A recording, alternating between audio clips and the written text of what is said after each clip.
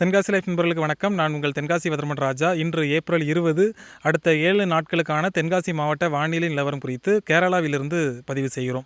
நமக்கு தற்போது தமிழகம் முழுவதும் கோடை வெயில் மிக தீவிரமாக உள்ளது. குறிப்பாக தமிழ்நாட்டின் மேற்கு தொடர்ச்சி மலை மாவட்டங்களான கோயம்புத்தூர், ஈரோடு, திருப்பூர் மாவட்டங்களில் மிக அதிகப்படியான வெப்பநிலை பதிவாகி வர்றதை பார்க்குறோம். குறிப்பாக பார்த்திங்கன்னா நமக்கு கோயம்புத்தூர், திருப்பூர், ஈரோடு மாவட்டங்களில் 40 டிகிரி செல்சியஸ் ஒட்டி வெப்பநிலை பதிவாகி வருகிறது. அதாவது ஃபாரன்ஹீட்டில் பார்த்திங்கன்னா நமக்கு 102, 103 டிகிரி ஃபாரன்ஹீட் வெப்பநிலை பதிவாகி வரதை பார்க்குறோம். தென் மாவட்டங்களை பொறுத்தவரை திருநெல்வேலி, தென்காசி, விருதுநகர், மதுரை, சிவகங்கை, ராமநாதபுரம் மாவட்டங்கள்லேயுமே வெப்பநிலை மிக அதிகமாக உள்ளது.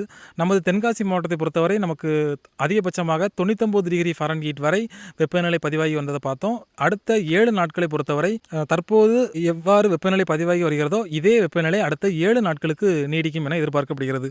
நமக்கு வெப்பநிலை பொறுத்தவரை அடுத்த 7 நாட்களுக்கு தமிழகம் முழுவதும் வெப்பநிலை அதிகரித்தே காணப்படும். குறிப்பாக வட உள் மாவட்டங்களான வேலூர், திருப்பத்தூர், ராணிப்பேட்டை, தருமபுரி, கிருஷ்ணகிரி, சேலம், நாமக்கல் இந்த பகுதிகளில் வெப்பநிலையானது 40 டிகிரி செல்சியஸுக்கு மேல் பதிவாகுவதற்கான வாய்ப்புகள் உள்ளது.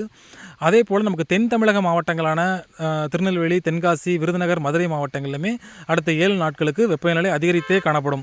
மழையை பொறுத்தவரை அடுத்த 7 நாட்களுக்கு தமிழகத்தின் பெரும்பாலான இடங்களில் ஒரு வறண்ட வானிலை நிலவும். இந்த வார இறுதி நாட்களில் நமக்கு தமிழகத்தின் மேற்கு தொடர்ச்சி மலை மாவட்டங்களில் ஒரு சில இடங்களில் மட்டும் மழை எதிர்பார்க்கலாம்.